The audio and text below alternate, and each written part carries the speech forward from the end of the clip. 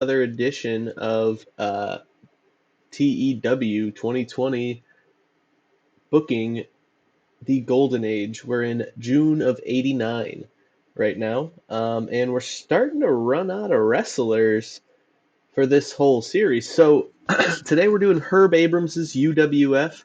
I specify Herb Abrams UWF because right now I'm running UWF under Jim Cornette, but I purchased UWF before they could even really get started. And then I used this other logo.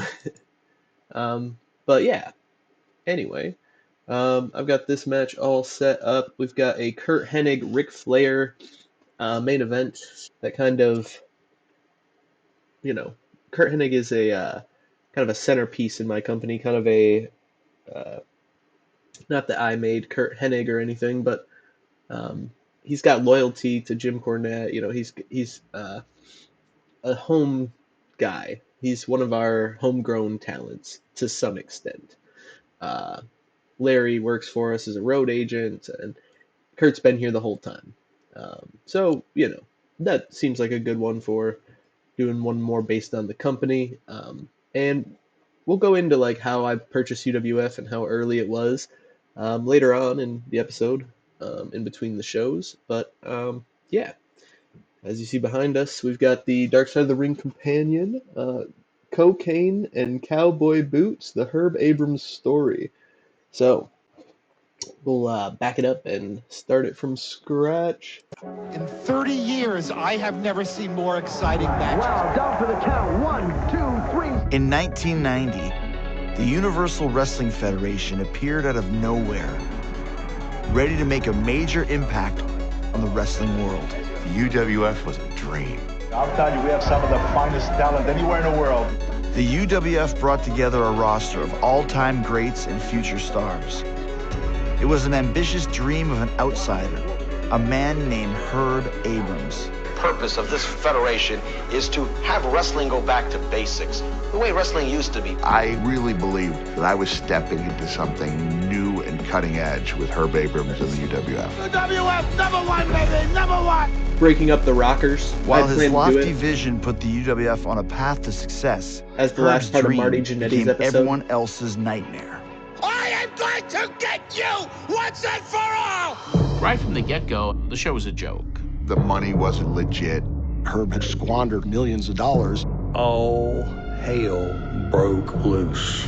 Herb Abrams, now here they go! Herb was like a ball of fire, just looking for oxygen.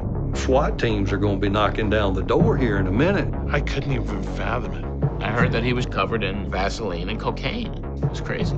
Hey, you've got to start from the bottom and work your way up. Herb started at the top and worked his way down. Now, for the first time ever, the true story behind the monumental downfall of Herb Abrams. You can't get any darker than the story of the UWF and Herb Abrams. You can't.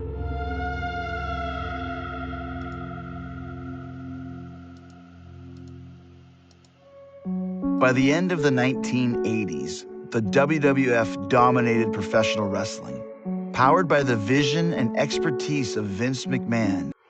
So 1 year into the game, I purchased the UWF. I was Smoky Mountain Wrestling 2 at the time because Smoky Mountain Wrestling is already in the game. But I had founded Smoky Mountain Wrestling as Jim Cornette. I purchased the UWF and the AWA around the same time. And at that time, right when we had, so it was kind of storyline, we had the death of The Undertaker, the death of Mean Mark Callis, prior to becoming The Undertaker. On one of our pay-per-view events, Dutch Mantell hits The Undertaker with a dump truck and buries him. It was later revealed that after that incident occurred, before anyone was able to dig up The Undertaker, Kevin Sullivan did some kind of ritual, and when the police and the investigation and the rescue crew finally were able to dig everything up, there was no body found. So everybody was, Dutch Mantell was suspended. Everybody was waiting in suspense to hear if there was going to be murder charges. But Dutch never got charged with murder, and after the announcement that there was no body found, was reluctantly able to get his way back into the company. So right when that whole situation's happening, kayfabe situation, but we were marketing it as real. The UWF became the new name for the company. We did a whole total rebrand, and we said we're growing and we're bigger than just the Smoky Mountain region. We're gonna name ourselves Universal after the company we purchased because we own all the trademarks and everything, but also because we're greater than the World Wrestling Federation. But yeah, you can see how mismanaged everything is already and how they might be that easy to purchase up after starting in 79. But yeah, 1 year into the game. Let's see their greatest matches. No other organization came close to its mainstream popularity. But in 1990, an unknown wrestling fanatic came from out of nowhere to attempt to slay the WWF monster. I mean, I see him so clearly in my mind, like it was yesterday, and I cannot talk about Herb without smiling. I am Mick Foley. I am sometimes known as the Hardcore Legend. Herb was the little guy with a big personality. His enthusiasm was contagious. I believe I was at one of John Arezzi's Weekend of Champions. John was one of the first guys who was putting together wrestling weekends. Not an unfamiliar main event there. Terry Gordy versus Ted DiBiase for the UWF heavyweight title. I think they've probably done that since me purchasing the company. I do remember Terry Gordy being like their main jam, and that he, in this game, is a freelancer, had a ongoing, pay per appearance kind of contract with them, handshake deal. So when I purchased them, that is definitely the number one thing I took, and I've maintained that ongoing handshake deal up until through currently. So yeah, that's basically the main asset I picked up there, and their heavyweight title was pretty solid. My name is John Arezzi, and I've been in and out of the pro wrestling business really since the early 1970s. There was a gentleman who was looking to start a wrestling promotion, and he was a little eccentric. He had really big aspirations. He wanted to launch at the Wrestling Fan Convention. He mentioned a lot of money being pumped into the organization, but when he mentioned the names like Bruno Sammartino, I mean, to me, that was legitimacy. For most of the 20th century, Bruno Sammartino was the face of professional wrestling and one of its first true icons. And I called Bruno to verify it, and he said he was going to be getting involved with Herb. So I certainly gave him the time of day and welcomed him to my Wrestling Fan Convention. The Wrestling Fans Fantasy Weekend event is one of the first fan conventions of its kind, and a convenient arena for Herb to approach talent looking for new opportunities. There was a lot of the guys from the Northeast, the Cactus Jacks, Sunny Beaches, and Herb made a point to introduce himself to almost everybody there. I know he was trying to, look for talent at the convention. He was there, I guess, recruiting. My name's Rick Allen, formerly known as Sunny Beach in the wrestling world. He was, looking to do big things. And he goes, Sonny, my boy, we're going to make it big one day, Just be there for the ride. I didn't inspire to become a professional wrestler, to be honest with you. He saw something in me that I didn't even see. He's a hell of a wrestler, this guy. The brand name is Wild Thing Stevie Ray. He said, Stevie, my boy, I'm going to turn you into a big star. I can't wait to be around this guy. Herb had never wrestled. He had never really experienced anything in the wrestling other than really being a fan. My name's B. Brian Blair, and I've been wrestling for a long time. I knew Herb Abrams from the very beginning. He asked me if I wanted to come work for him. I thought, well, this is a great way back to kind of the WWE without the pressure of wrestling 67 days in a row, and it was perfect for me. With the exhilaration of an obsessive fan, Herb officially launches the UWF at the convention with a press conference laying out his grand plans for global domination. It was really designed to kind of introduce his vision and announce some of the performers that were going to be associated with him. But it turned into more of a circus, and there was an angle between Dan Spivey and B. Brian Blair. There were tables torn, there were glasses thrown. And look at this. He introduced as his booker Blackjack Mulligan, who at the time was incarcerated.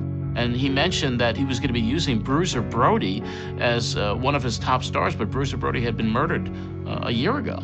It was far-fetched, but it wasn't, because the entire wrestling business is far-fetched. His belief in his own words made people around him want to believe. And, you know, when he's telling you this is going to be one of the greatest wrestling promotions, I thought, this is the man who's going to mix Hollywood and sports entertainment in a way that not even Mr. McMahon had done. Exploding out of the convention, Herb's pure force of personality has... He sure mixed them all right. He mixed Hollywood cocaine and sports entertainment, somas, had a whole cocktail bought him party. a roster of eager wrestlers, each with the high expectations of a man who is a complete mystery. I didn't know a whole lot about who Herb Abrams was. I knew that he was a businessman of some kind. He was working with the stock market. He told me he was in the clothing industry. I have no idea what Herb Abrams did. I really don't know. Herb owned clothing companies in New York City called I'm a Big Girl Now. It was all these beautiful dresses that you wouldn't have thought would have been for these oversized women. My name is Lane Duke. I worked at NBC for 24 years. Oversized is crazy. Oversized out of pocket. I always wanted to get involved with professional wrestling. When you're a fan, you have that deep desire to want to be on the inside. Herb Abrams was my best friend. We were kindred spirits. Herb was in a pair of jeans, cowboy boots, and he was going from the minute I met him. He let me in so quickly because he didn't have a me. He didn't have someone that could do what I did. He believed so much in what he was doing and in what he was selling. Herb Abrams' greatest dream comes to life on October 1st, 1990, when the UWF Fury Hour debuts on cable television. There's excitement in the air throughout this capacity crowd. This is the premiere of the UWF. We were in Reseda, California. It was a nice setup. It was a small venue, but it was sold out. We were believing in Herb's vision. I didn't know where it might take us, but I resolved to enjoy it. Between these two guys, this is Cactus Jack. And I would rather hurt a man than love a woman. He had guys that had recently parted with WWF, and so they were fresh and hot on the television. Herb Abrams had what I thought was arguably more star power than WWE at that time. Guys like Paul Orndorff, who'd drawn an enormous amount of money. Then he has Steve Dr. Death Williams, Captain Lou Albano, Danny Spivey, and Bob Orton. It brought instant credibility to the UWF, having these big names on board with us. It's coming, wrestling fans. The Orndorff pile driver. Boom! Taking a hands-off approach, Herb empowers his talent with creative freedoms they'd never had before. It was a lot looser in Herb Abrams' territory than it was in Vince's, where, you know, you had to walk like you did in the Army. I went from feeling like I'd been wrestling with handcuffs on to feeling like I had total freedom. I thought it was something special. I thought I got in on the ground floor, the infancy of the show. I knew that I was heading for stardom. You know, I knew that Herb was going to give me that big push. Everybody was happy and things were good. With his dream of becoming a big-time promoter within reach, Herb seeks to align with the one man who could fast-track his success in the wrestling world. Herb met with Vince McMahon and said to him, you want the East Coast and the Central and it's all yours. What about if I promote the West Coast for you? And Vince McMahon blew him off. Rejected by wrestling's king, Herb's attitude towards the WWF evolves into a desire for utter domination. In order to compete, he looks to expand the UWF roster. Do you think that, Lennon? You shut up! You shut up! I'm talking! I am a manager, for God's sake! I am the man who has to bring them to glory. I'm Marty Yesberg. I'm from Gaffney, South Carolina. And back in the 80s, I was branded the Colonel by Jimmy the Boogie Woogie Man Valiant. In the dressing room, we kept hearing about this Mark out in California who had tons of money and was putting together a TV show called the UWF. He flew us all out to California. He set me up in this 2-bedroom estate hotel, Beverly Hills.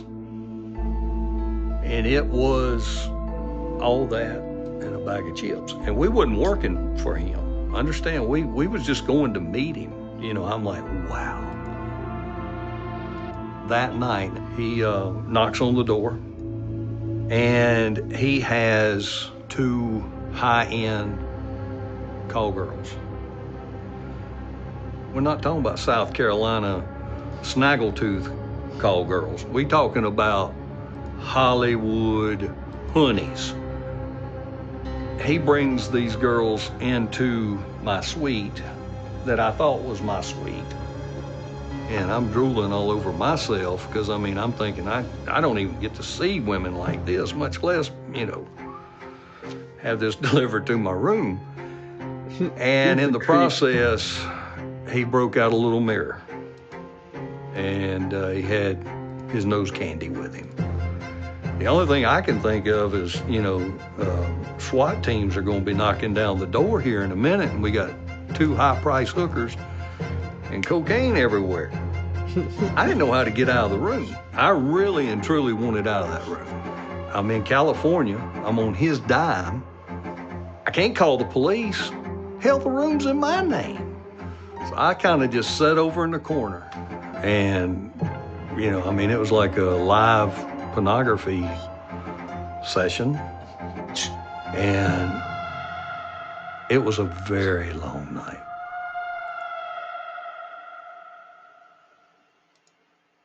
This is my pride and joy. This is the original television championship belt for Sports Channel. It says UWF on both sides. And when you hold it like this, it was fuck you to Vince McMahon. That's what the FU was standing for. So when he would hold it up, Herb would hold it up, he knew that he was telling Vince McMahon to have himself. Herb's vision for the UWF was to put the WWF out of business. I mean, he was that cocky. Herb was doing everything in his power to intentionally needle McMahon and to piss him off. He wanted to squash Vince. He wouldn't even be happy with peaceful coexistence. I think he just... So this is the 100th installment of Saturday Night Fever, the ongoing Smoky Mountain Wrestling, now UWF, television show. So we're going to do something special. I'm going to start with the angles for this one. But as you may have seen if you were watching me move around the stables, yeah, it'll be interesting. wanted to put the guy down.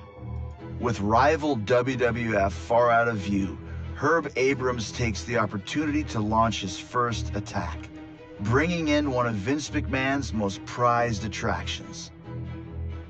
Herb calls me and he's so excited. He goes, Lenny, get here as fast as you can. I'm not going to tell you who's sitting here, but this is the best thing. Now, when I came out here before, I said I had a surprise. Something special. Something that only Universal Wrestling Federation can handle. The 12th wonder of the world. Here he is, Andre the Giant. Hey! Yes, this is true. Andre the Giant has signed a long-term contract with the Universal Wrestling Federation. Well, he's not in his prime anymore, as everybody knows, but... He will be wrestling, John. He will be wrestling. He will be wrestling. They had Andre the Giant. Andre the Giant had come in. It was just colossal to have him walk down the ring. Even though we maybe had 200, 300 people in the audience, they were all standing. And they knew that we had hit. But Lou, I want to ask you one thing. What does UWF mean? After Andre made the appearance for UWF, Vince McMahon got on the phone and called him and brought him right back in. Wonder of the world, Andre the Giant. This is going to be The embarrassment of losing Andre the Giant is an enormous blow to Herb's plan for dominance. Without McMahon's riches, Herb responds by throwing every gimmick in the book to gain the attention of fans. Herb would think of things on the fly. He'd change things on the fly. Ladies and gentlemen, what? This is a disgrace. I'm reversing the decision. As long as it entertained Herb, he thought it was entertaining the world. The Viking is back. I told you I'm gonna hurt every pencil neck, every pipsqueak. I want a cage match! Indian strap match! Indian strap match! No holds barred! I don't think he had the knowledge, you know, to really take it to the next level. Sunset flip, he went for a sunset flip and he missed. If you don't understand the psychology, if you don't understand how each guy works, what their strengths are, what their weaknesses are, how to put them together, who they work the best with, then you are never going to be successful. Running out of ideas, Herb turns to yet another new strategy to invigorate the UWF. What made you come to this? Who is this overgrown smurf? He asked the big questions. I beg your pardon? I beg your pardon. I said, who is this overgrown smurf asking big questions? It's interesting what happens to a promotion when the boss becomes the star of the show. Welcome back to another night of the Fury Hour. I'm Herb Abrams, and again, we've got a powerful show for you tonight. He was writing the checks, so Herb could do anything that he wanted to do because it was Herb's world and we were just living in it. You think about it. You think about it. Because you're the one that wanted it, and now you got it. All I saw was money, TV. I was open to anything to get the exposure that I was after. He saw a way to get heat and actually be on camera and have a feud between the colonel and the owner of the organization. What's Herb doing? Herb took him down. Herb Abrams may have a new career, folks. I knew as long as he was part of it, he would keep me around. Herb Abrams, he hit him right in the head with that cane. And another one. Colonel Red, no one has ever done something like this to me. I am going to get you once and for all. Herb attempts to get one over McMahon by emulating one of WWF's most lucrative ventures, merchandising. Everybody's buzzing over the UWF merchandise. Call the UWF power line now. Introducing the UWF Superstars cookies. We've got the Steve Ray Wild Thing cookie, the Steve Williams cookie, and coming soon, the Herbie cookie. Herbie cookies. Herbie. Let me repeat that for you. Herbie cookies. He also wanted the ice cream bar, but the cookies, they were great. And let's not forget the B. Brian Blair cookie.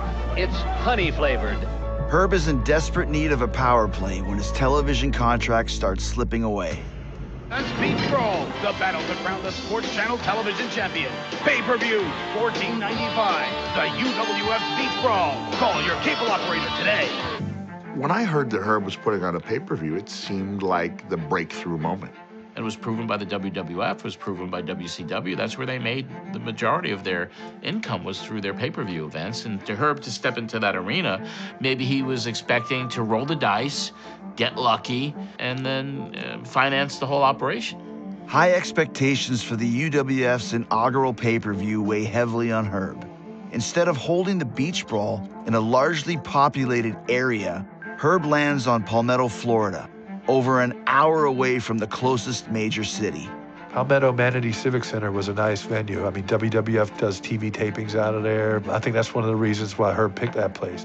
Herb said that he had every newspaper, he had every radio station. Everyone was going to give it a push to help him. Of course, we're real excited about the Beach Brawl, and I would highly suggest that people call to secure Beach Brawl right in their living room, because it will be just that, a brawl at the beach. Hopefully millions of fans watching the show. I go and I look at this building and I know that there's no way in hell we can sell this building out. Building was immense. Building was bigger than any building I had ever seen in my entire life. And I knew damn well that we didn't sell this building out. Somebody screwed up.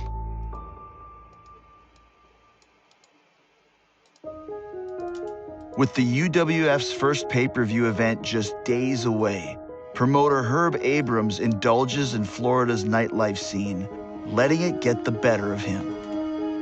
They talk about those people that work hard, play hard. That was Herb Abrams. What was his drug of choice, would you say? Obviously, it was cocaine. There were more drugs back in the late 80s, early 90s than any other time in the history of pro wrestling. It was just like debauchery down there. I mean, they were staying up around the clock, partying. It was like one big party for some of the guys.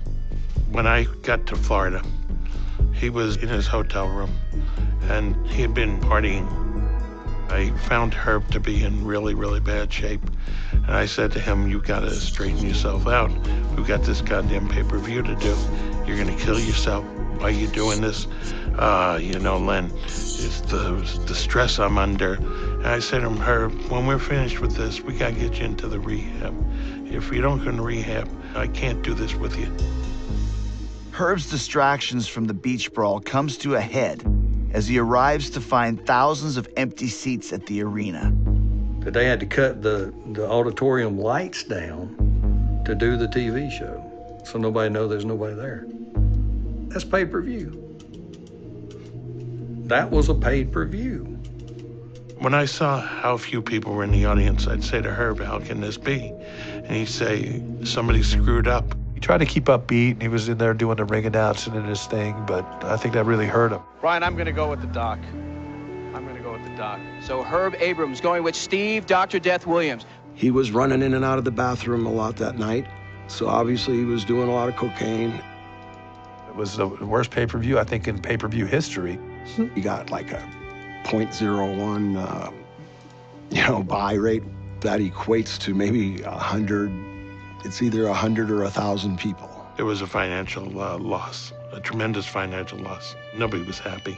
All the guys were talking, between themselves, that they thought it might be the end of, the promotion. I was a glass half full guy. I would see those empty seats and I would think that it was a way to do cool stuff. It was really clear that most of his best intentions were not going to come to fruition. With the event a financial disaster and checks for the talent starting to bounce, the UWF wrestlers confront Herb face to face. I go knock on his hotel door so I can get my money. And the door opens and there's these two naked girls. So not like I hadn't seen a naked girl before, but this was a little unusual. And then I look and I see Herb on the bed. He's naked and he's laughing. And I look over and he's got two big old piles of cocaine on each nightstand. It's a picture that's forever etched in my mind. So he tells those girls to leave, and as they're getting dressed, Herb writes him a check for $2,000 each. I thought, golly, $2,000. This guy's crazy, blowing money on cocaine and hookers. I mean, how long is this promotion gonna last? I had a guy tell me one day, he said, this is a runaway train. I said, no, brother, this is a train wreck. And all they're trying to do now is just figure out if there's any survivors. Herb Abrams' connections in the wrestling world start to dry up. Many of the wrestlers stiffed on pay are refusing to work while Herb's vices are taking hold. I kept in contact with Herb even when I did not work for Herb. You could see the wear and tear on his face. I mean, between the drugs and the failing promotion, it was really taking a toll on Herb. I don't think he was keeping up with money. I don't think it mattered to him as long as the party continues. In Spartanburg, South Carolina, he pulled a fast one. So the day of the show arrives, TV crew gets there about 12 o'clock. Herb's there. And they said, we need to get a check from you for tonight's show. Herb says, let me get everything set up and I'll cut you a check. So we get up to about 4:30. TV crew came back and said, Mr. Abrams, if... Now I'm just booking the pre-show and post-show to get some guys' experience. But yeah, we're telling a bit of a story. So James Mitchell has been managing The Undertaker for like a week or three.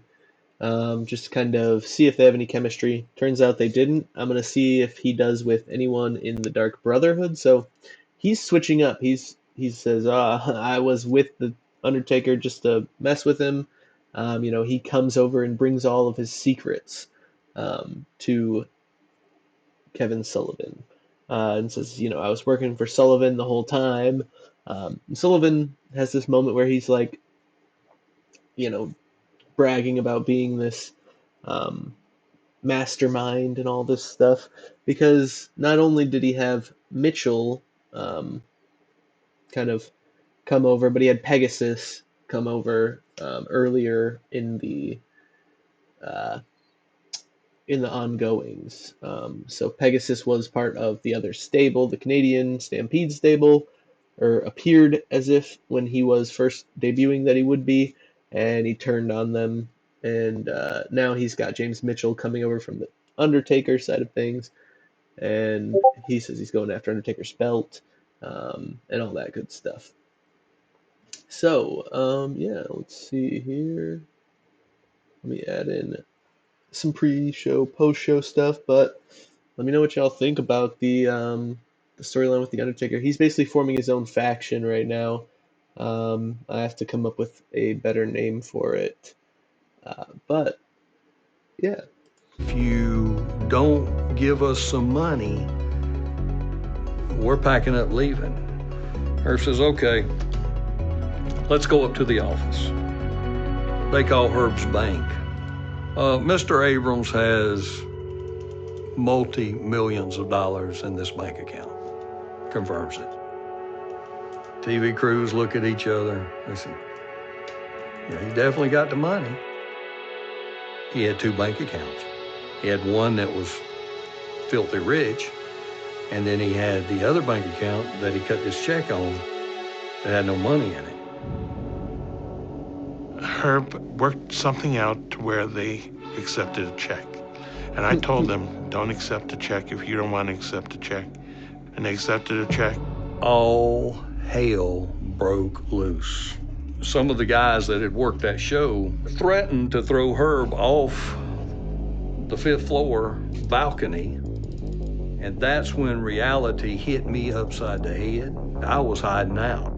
I had people calling my phone. I mean, they were wanting to kill me for being associated with the company. Jeez.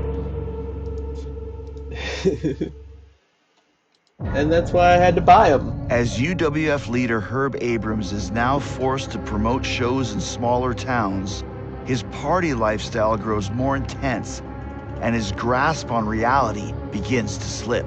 He would get into this paranoia state where he would swear that there was someone with a bug, in his hotel room. I've seen him paranoid several times, and I asked, what's wrong? And he'd just stare around and look around and say, I think they're outside. I said, who? He goes, they're watching us. I said, who? And he would never tell me who it was. I don't know who he felt was recording him, whether it be the police, whether it be the hookers, whether it be the pimps. I'm thinking, no one's spying on you, Herb. It's the drugs talking. He would go through the furniture and look for microphones or cameras, and he'd tear the furniture up, just to tear it up to bits. For some reason, he had a fascination with cushions. And if there was a zipper, he'd open him up. A fascination with cushions. He'd just start ripping It's such a funny line. I mean, he'd just rip them out, and and then when that was ripped out, he'd go to the next one. All the feathers would have been all over the room. I mean, he wanted everything.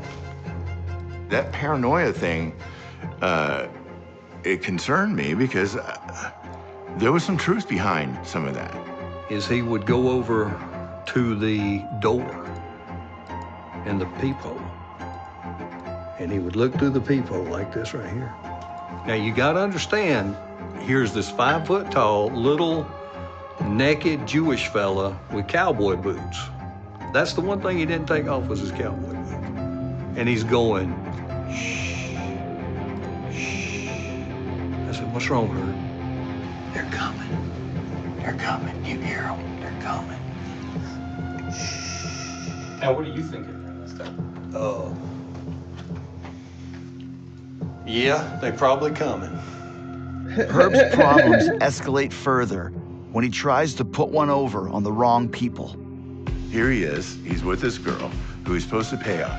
And he's doing this, I'll give you a check type thing. No, you're supposed to give me cash. She's not falling for it. Boom, door breaks down. Thug's there. Herb's eyes pop out. He goes and throws himself through a window. I literally got a phone call from him in California. He's running through a neighborhood naked. And he's like, what do I do? What do I do? And I said, make yourself visible. I don't care. Don't make people see you. Get arrested. Go to jail. And that probably wouldn't have been a smart thing because she probably had contacts in there as well. But anyway. Herb's excessive lifestyle has finally reached its limit, and his activities in wrestling cease. Any comeback for the UWF seems near impossible.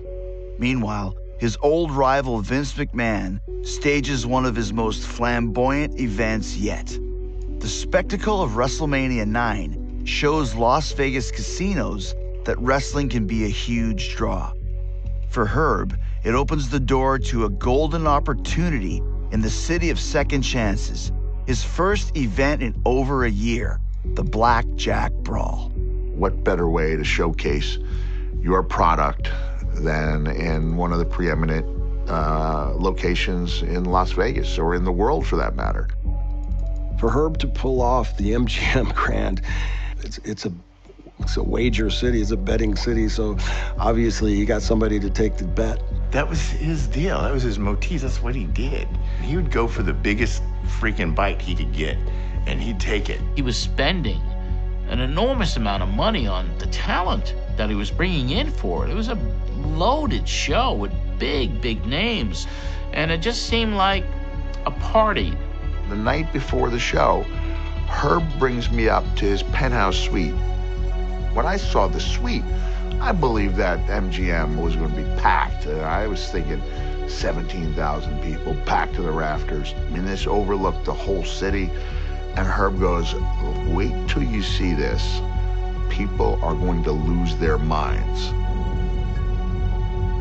He proceeds to pull out a pair of yellow ostrich skin cowboy boots that have UWF burnished into the leather. The fact that he thought people would lose their minds over a pair of cowboy boots was an indicator that there were issues. Making their way into the luxurious MGM Grand, UWF talent discover once again that Herb's reach is leagues beyond his grasp. It was a gorgeous arena, and that night it was a gorgeous, empty arena. It was like sad to wrestle in front of, a couple hundred people again. My first match was in Clarksburg, West Virginia, and we had 300 people, but we were at the Clarksburg Armory. He didn't seem bothered by what was going on, almost like it was part of the grand plan. Like, okay, those 300 people are gonna be checking out my ostrich skin boots. It was just a bundle of energy running here to there. He was involved in everything. It really was an embarrassment, and he was really outrageous during that show. He might have been coked up throughout that entire show. I mean, when he takes the microphone and he just screams into it, "Let's hear it for the Jews," in front of the crowd. It was kind of hilarious. It was sad, all in the same way. It was kind of weird. He was acting very strangely. His mannerisms were different. The showdown will take place. Steve Dr. Death Williams with the title of the line against Militant Sid Vicious. I'm happy to have you as champion, but I'm glad you got busted up. And Herb's not making too many friends tonight, John. He was twitching and jumping and such, and so they all knew he was high. On that night, I had a chance to wrestle my idol, Jimmy Snuka. And when Jimmy Snuka and I start heading into the stands, 16,700 empty seats, I remember Brian Blair going, "What are you doing?" I said, "It's Herb's show. We can do whatever we want." They're high. They're way up there. Ladies and gentlemen, we have a double disqualification. The downside is that check did not clear. He wrote me a check. It bounced. It was a failure, and that's got to hurt. He had the weight of the world on his shoulder. I would never have wanted to be Herb Abrams in his position. When he came back, he told me how successful it was. I had the Fantastic MGM, reviews. you drew 200 people. It was a total clusterfuck. And he says, yeah, but I had the MGM. I'm not on cocaine, though.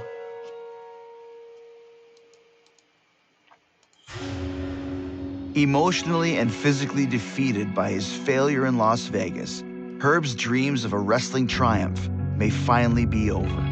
The lifestyle took a toll on Herb. He didn't have the spunk that he had, that electricity, constant spark that made the room glow. You know, it was like he aged 10 years in 2 years. It was such a big deal that he left LA for good and came back to New York.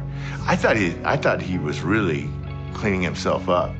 So I get a phone call from Herb, and he goes, Len, big things are happening. I go, Herb, are you sure you're straight? He goes, Len, I'm perfectly straight. On July 17th, 1996, a longtime friend visits Herb at his office in New York City. This is the last known recording of Herb Abrams. Hey, Herbie. You want to look around here first? Yeah, we're looking. Wow. You know, I can't keep the house together myself because it's just too much work. Are you happy? I'm very happy. Never been happier. Okay. Never been happier. Can we be filming this, or is this supposed to be, Well, you didn't get a release from me. Well, you're right. Herb appears to have turned a corner on his sobriety, but his friends are left in the dark as he suddenly disappears. 96, when I was working in the offices with him, sometimes, you know, he'd come in the next day all hungover, sometimes he wouldn't even come in at all. Sometimes you wouldn't see him for a couple of days or hear from him for a couple of days. So that was just Herb being Herb. I was working at NBC, and I got a call from Stacy, my wife, and she says, Lenny, I have some really, really bad news. Sunny Beach called, and Herb's passed away. Herb's dead. Sonny's crying on the phone. So I call Sunny Beach, and I go, what is going on? Nobody knew what happened. And then his mother called me up, and then it was just like a blur after that. I must have cried for like 2 hours. And it was just the hardest thing to call those men and then to hear them all start to cry. These super gargantuan, strong men that you saw fly across the ring all cry over Herb dying and me not being able to almost talk. On July 23rd, 1996, officers respond to an unbelievable scene at the office of Herb Abrams. Details are sparse, and those closest to Herb would hear varying accounts of the disturbing events as they unfolded. It was kind of like how someone would say if they walked into his hotel room and saw him, you know, naked. That's a real shock to some people, okay? To me, that was part of his process of what he was going through. The night that I guess he passed away, he was partying, drinking. He had a couple of escorts up there with him. And I heard that he had done so much cocaine that he was whacked. And he found a baseball bat and started tearing up the room that he was in and just went absolutely berserk. I heard that he was covered in either oil or Vaseline and cocaine. It's crazy. But he was chasing around hookers with this baseball bat. Somebody told me that the escorts tried to rob him too, and that's why he grabbed a bat. That's a sight to see, I'm sure. So I call Sunny Beach and I go, what is going on? And he says exactly what it says in the tabloids.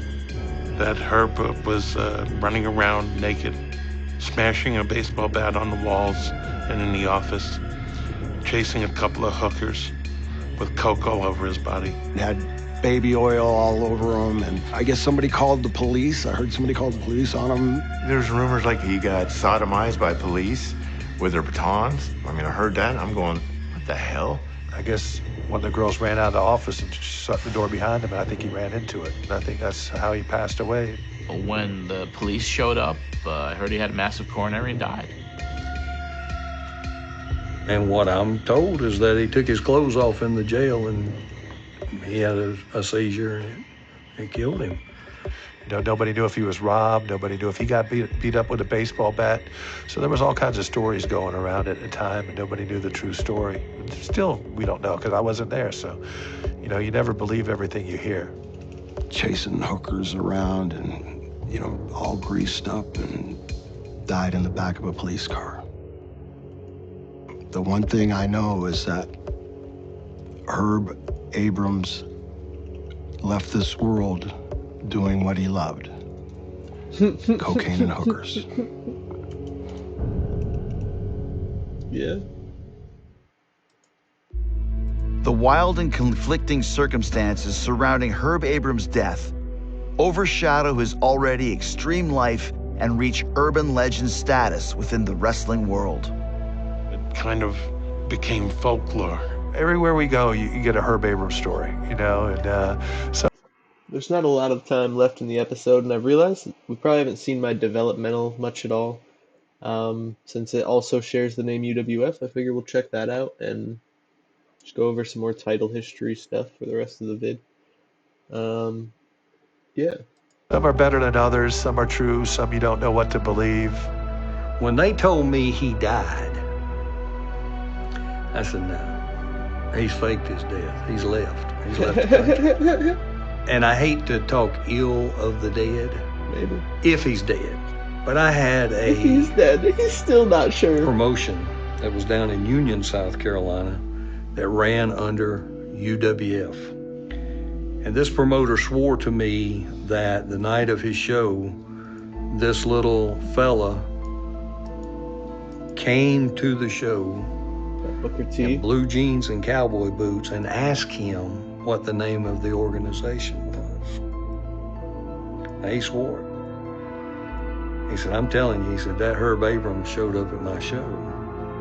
And because it said UWF, this person gave them the riot act that he would sue them, and it was as if Herb was legitimately alive. And I said to Marty, Herb's dead. Question. Herb Abrams couldn't keep quiet for 30 years. If he maybe went under witness protection, I don't know. He would find a way to resurface. No, I find it completely unfeasible that Herb Abrams is alive and not seeking the limelight somewhere. And I know that if he was still alive, he would have come and found me. He would have let me know that he was alive.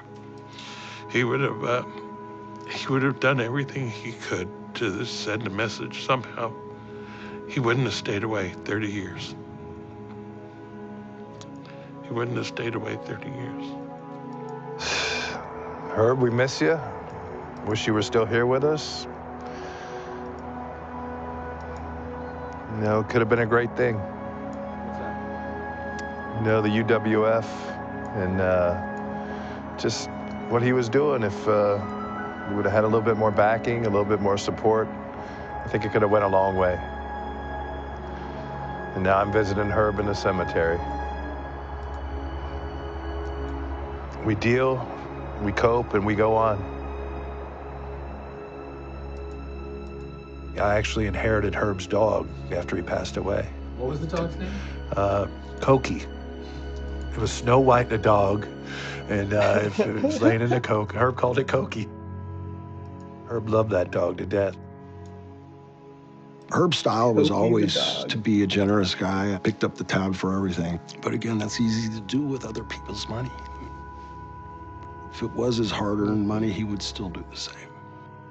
I think he was just always trying to prove himself, or always wanted to be liked, or always wanted to be somebody to be respected. But we all respected him, and we all liked him. How did you feel after he passed? It was a loss of someone who,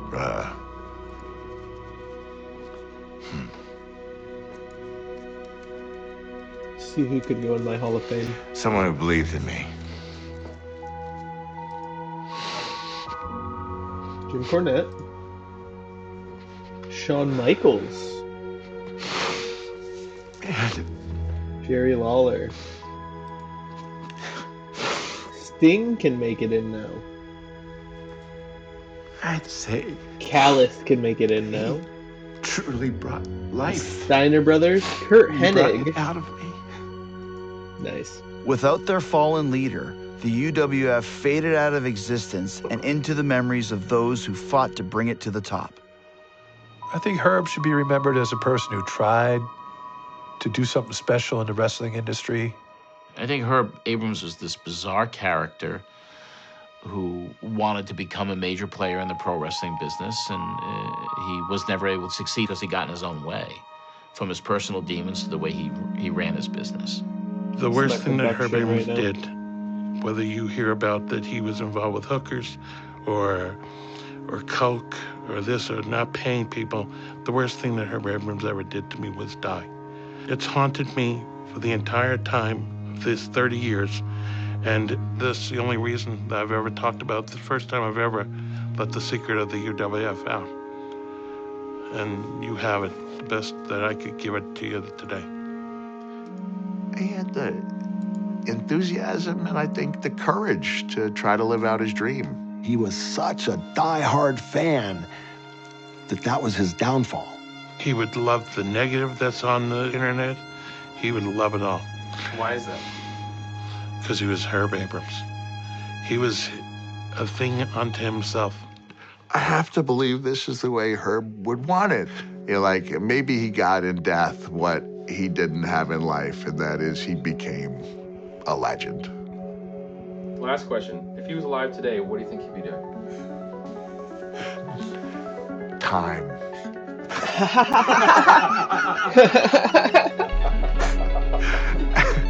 Yeah, there's no way Herb's gonna keep his taxes. I just think he'd be behind bars.